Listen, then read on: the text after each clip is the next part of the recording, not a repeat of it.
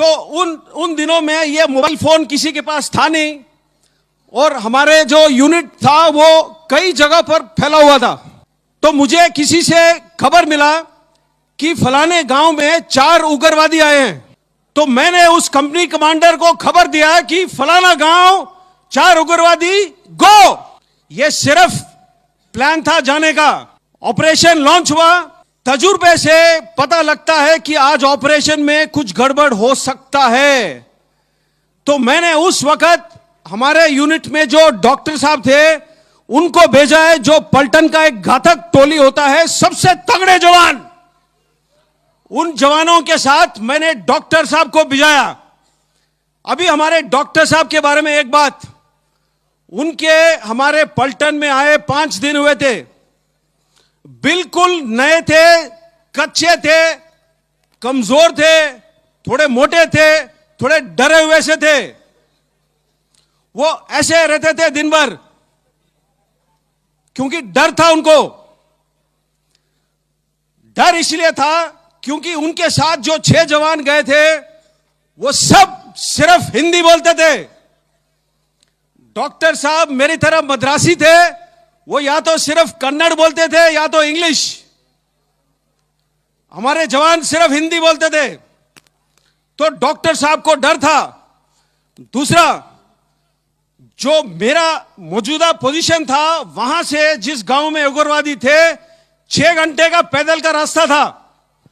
हमें पहाड़ी के नीचे उतरना था, दूसरा पहाड़ी चढ़ना था, पहाड़ी फिर उतरना था, एक छोटा नदी पार करना था, और फिर आधे रिज के ऊपर गांव का फैलाव था।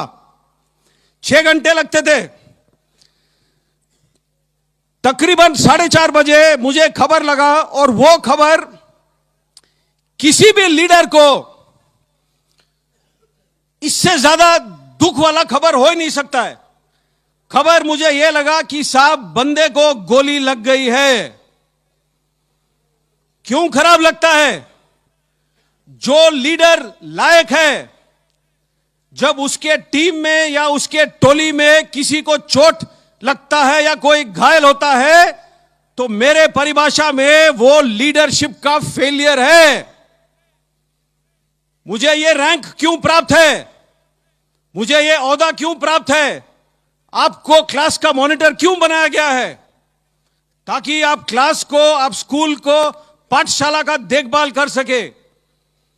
अगर मेरे नेतृत्व के दौरान और मेरे नेतृत्व में कोई शहीद या घायल होता है, तो हो सकता है वो मेरी लापरवाही हो, और वो लापरवाही फेलियर है। तो मुझे खबर लगा कि साहब बंदे को गोली लग गई है। मैंने हमारा जो क्विक रिएक्शन टीम होता है, QRT जो बोलते हैं, उसको लेकर के भाग के निकला वहां से। 9:30 बजे डॉक्टर साहब का हमारा जो रेडियो सेट होता है उसके ऊपर एक छोटा सा मैसेज आया कि साहब अंधेरा है, मुझे डर लग रहा है। अब आप लोग बोलोगे डर किस बात का लगता है? डर अंधेरे का लगता है। डर इस बात का लगता है कि आप जा रहे हो ऐसे इलाके में जहां पर बाकी जवानों को आप जानते नहीं हो। डर इस बात का लगता है कि शायद आप उस काम के काबिल ना हो जिसके लिए आपको भेजा गया है। डर उस बात का लगता है कि कहीं से गोली ना आए और मुझे ना लगे। डर इन बातों का लगता है।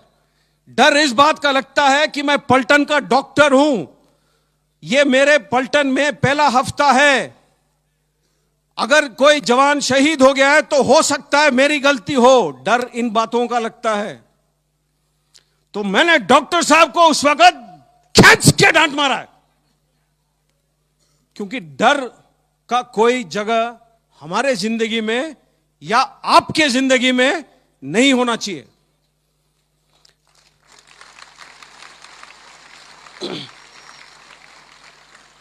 मैंने बोला मेरे को दोबारा कोई मैसेज नहीं चाहिए आपसे।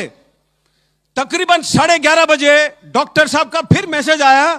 बोला साहब मैं पहुंच गया हूं जवान के पास, लेकिन जहां भी काट रहा हूं वहां पर खून है। अब ये डॉक्टर साहब सिविल से आए थे, 5 दिन हुए थे, उन्होंने कभी किसी को गोली से जख्मी होते हुए नहीं देखा था। तो जब वर्दी काट रहे थे इंस्पेक्ट करने के लिए, तो सारा शरीर खून से लथपथ था। उनको आदत नहीं था इस बात का। तो उन्होंने बोला साहब पूरा खून है, मुझे डर लग रहा है। तो मैंने उस टाइम खींच के मारा डांट और बोला डॉक्टर साहब आपका काम सिर्फ और सिर्फ हमें जिंदा रखना है, बस। यह जवान मर नहीं सकता है, इतना मैंने बोला है। और 5 मिनट के अंदर मैं भी डॉक्टर साहब के पास पहुंच गया। जैसे मैं डॉक्टर साहब के पास पहुंचा है, ट्रर करके आवाज आया, AK-47 का फायरिंग का आवाज ऐसे ही होता है। आपको मालूम होना चाहिए कि मुझे 5 बार गोली लग चुका है। मैं अभी भी खड़ा हूं आपके सामने, स्टेज से कूद के भी आ सकता हूं, आपके साथ पीटी भी कर सकता हूं।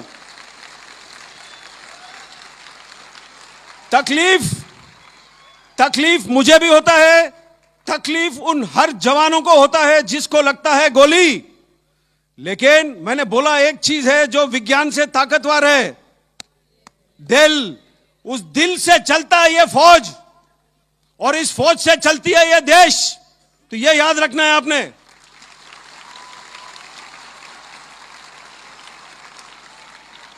तो हम लोग उस गांव में 5 दिन रहे थे, कुल 5 दिन। क्योंकि गांव में जहां उग्रवादी छुपना चाहता है, कई जगह खोज सकता है जहां छुप सकता है। तो हर घर, हर कमरा, हर वो खेत, हर वो ट्यूबवेल, हर वो स्टोर हाउस, हर वो गोदाम, हर वो जगह ढूंढ ढूंढ के हमें 5 दिन लग गए थे। और इस 5 दिनों के दौरान 5 हमें अलग अलग जगह पर उग्रवादी मिले। दूसरा दिन सुबह एक हेलीकॉप्टर आया था, और जो हमारा जवान जो घायल हुआ था उसको लेकर के अस्पताल चला गया। छठे दिन हम लोग वापस आए, और सबसे पहला सवाल मैंने जो ओहदेदार से पूछा कि साहब बंदा कैसा है, तो जवाब मुझे यह मिला कि साहब 2 दिन से अस्पताल से बात हो नहीं पाया है। मेरे परिभाषा में और आपके परिभाषा में कोई बहाना देना मंजूर नहीं होना चाहिए। अच्छे नागरिक वो होते हैं जो सुझाव ढूंढते हैं, जो मसले को हल करते हैं। लेकिन उसने बोला कि साहब 2 दिन से बात नहीं हुआ है। मैंने मरा भाई डांट। ताज्जुब होगा, जब डांट भी अच्छी लगती है, साला टेलीफोन भी चलना लगता है। तो टेलीफोन चला, मैंने अस्पताल से बात किया। अस्पताल में जब आईसीयू से कनेक्ट हुआ, अस्पताल में जो नर्स ड्यूटी पर थी, उसने यह बात मुझे बताई, मैं आपको बताना भूल गया। जब हमारा बंदा अस्पताल ले जाया गया हेलीकॉप्टर के अंदर, उसके पेट के अंदर के हिस्से, जो स्टमक है, जो इंटेस्टाइन है, वो पॉलिथीन बैग में साथ डाला गया। पॉलिथीन बैग में हेलीकॉप्टर के अंदर उसके साथ। तो उसको चोट इस प्रकार से आई, जो नर्स ने मुझे बयान किया था, मैं आपको बताता हूं। यह 2003 की बात है, 16 साल हो गए पूरे, 17 होने को आ रहे हैं। उसने, नर्स ने बोला कि साहब उसके जो लेफ्ट वाला फीमर है, जो फीमर होता है, जो थाई का सबसे बड़ा हड्डी होता है शरीर का, वो 2 जगह पर फ्रैगमेंट हो गया। फ्रैगमेंट का मतलब क्या है? जो पेंसिल है जब आप तोड़ते हो तो 2 हिस्सों में टूटता है। फ्रैगमेंट का मतलब ऐसे, जो पेंसिल अगर 8 या 10 हिस्सों में टूटे वो फ्रैगमेंट है। तो उसका ये जो थाई बोन था, 2 जगह पर फ्रैगमेंट हो गया था। इसीलिए डॉक्टर साहब जहां भी काट रहे थे उनको नजर आ रहा था खून। ज्यादा से ज्यादा गोली उसको लगी बाएं हाथ पर। क्यों? जो बुलेट प्रूफ जैकेट है जो हम पहनते हैं, वो सामने होता है पट्टी, लोहे का चादर, पीछे होता है लोहे का चादर। एक पतला चादर होता है पेट के लिए, एक पतला होता है गर्दन के लिए। ऊपर और साइड में खुला है। गोलियां लगे उसको साइड में। अगर आपने गोली नहीं देखा है आज तक तो मैं आपको बताता हूं, पेंसिल दिखाओ, अपना पेन दो, वेरी गुड। जो गोली का आगे वाला हिस्सा होता है इतना ही होता है और इतना ही पतला होता है। जब गोली लगता है बंदे को और बंदा पड़ा हुआ दिखता है आपको, अगर आप खोजोगे कई बार आपको गोली के निशान नजर नहीं आएंगे। लेकिन प्रॉब्लम क्या है, जब गोली 2 या 3 लगते हैं एक साथ, शरीर से सीधी लाइन में नहीं गुजरते हैं। गुजरता ना तो सीधा चाहिए, लेकिन टेढ़ा मेढ़ा जाता है शरीर के अंदर। अगर आपका किस्मत खराब है, 2 गोली अगर शरीर के अंदर आपके टकराते हैं तो 2 गोली 4 टुकड़े में हो जाएंगे या 6। अगर आपका किस्मत ज्यादा खराब है और उसमें से कोई टुकड़ा आपके किसी हड्डी को लगता है तो हड्डी का भी एक पीस निकल आता है। अब ये 7 या 8 पीस सफर करते हैं शरीर के अंदर से, तो जो 3 छोटे छेद यहां पर होते हैं, जब यहां से निकलता है तो बड़े बॉल के छेद में निकलता है। इसीलिए उसके पेट के अंदर के हिस्से को हमने पॉलिथीन में पैक करके भेजा हेलीकॉप्टर में। सबसे ज्यादा चोट उसको ऊपर आया छाती में। जब पैर में गोली लगा होगा तो वो गिरा है। अब पहाड़ी में 20 मीटर 25 मीटर कितना नीचे गिरा है वो तो कोई नहीं जानता है, लेकिन जब गिरा है तो उसका छाती किसी बड़े पत्थर के नुकीली चोट पर पड़ा है और यहां उसे चोट आई। तो जो लोहे का प्लेट है वो दबाता है जो फेफड़े, जो रिब्स है, तो उसके 5 रिब्स टूटे हुए थे। और 5 रिब जब टूटते हैं तो अंदर की तरफ टूटते हैं, तो उसका जो बाएं वाला फेफड़ा था उसमें 5 जगह पर छेद हो गया, और जो लंग था लेफ्ट साइड वाला उसमें बॉडी फ्लूइड और ब्लड पूरा भर गया था। ये उसके चोट थे। जब नर्स ने ये मुझे बयान किया तो मैंने नर्स से सीधा सवाल पूछा, क्या बंदा बचेगा? और जैसे डॉक्टर साहब लोग आमतौर पर होते हैं, ये नर्स ने बोला, सर मैं नहीं जानती हूं। तो हम लोग जो वर्दी पहनते हैं थोड़े, मैं बोला ना, दिल से करते हैं हम काम, दिल से।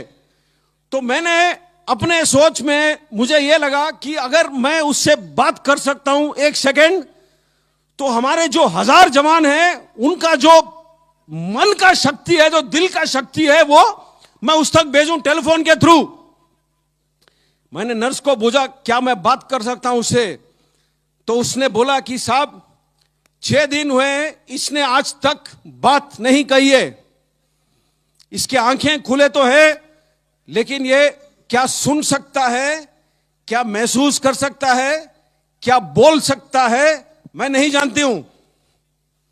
मैंने फिर भी बोला कि आप फोन का जो हैंडसेट है उसके पास रख सकते हो? तो उसने बोला हां।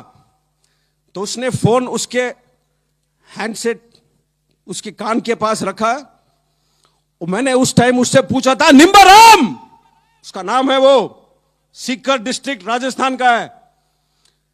मैं बोला, निम्बाराम क्या हाल है तेरे?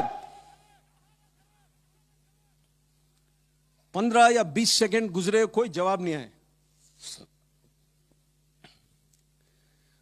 मैंने सोचा शायद वो खत्म हो रहा है, शायद वो सुना ही नहीं मेरी बात, शायद वो बोल नहीं पा रहा है।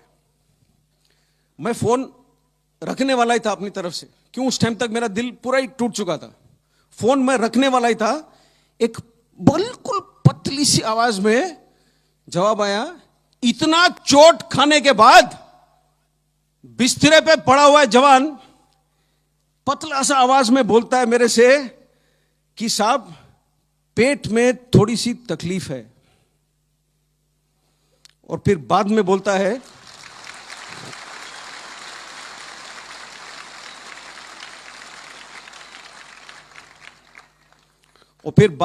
है, साहब मैं तो ठीक हूं, अपने पलटन के बाकी बंदे कैसे हैं?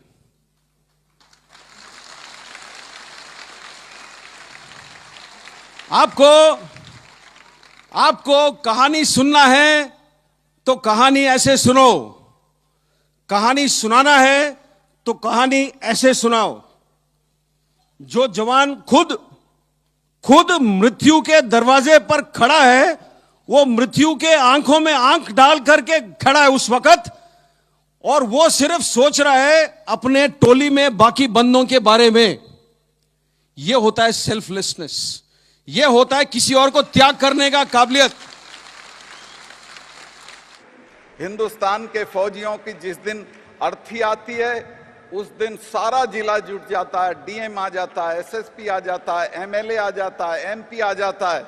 और मैं झुंझुनू जिला है राजस्थान में, मेरी बहुत रिश्तेदारियां हैं। कोई गांव नहीं है वहां का जिसके दरवाजे पे शहीद की मूर्ति नहीं है, गांव के रास्ते के बाहर। लेकिन उस दाह संस्कार के बाद उस बेवा और उस बच्चे को पूछने के लिए कोई नहीं जाता है। हिंदुस्तान के फौजियों की जिस दिन अर्थी आती है, उस दिन सारा जिला जुट जाता है, डीएम आ जाता है, एसएसपी आ जाता है, एमएलए आ जाता है, एमपी आ जाता है। और मैं झुंझुनू जिला है राजस्थान में, मेरी बहुत रिश्तेदारियां हैं। कोई गांव नहीं है वहां का जिसके दरवाजे पे शहीद की मूर्ति नहीं है, गांव के रास्ते के बाहर। लेकिन उस दाह संस्कार के बाद उस बेवा और उस बच्चे को पूछने के लिए कोई नहीं जाता है।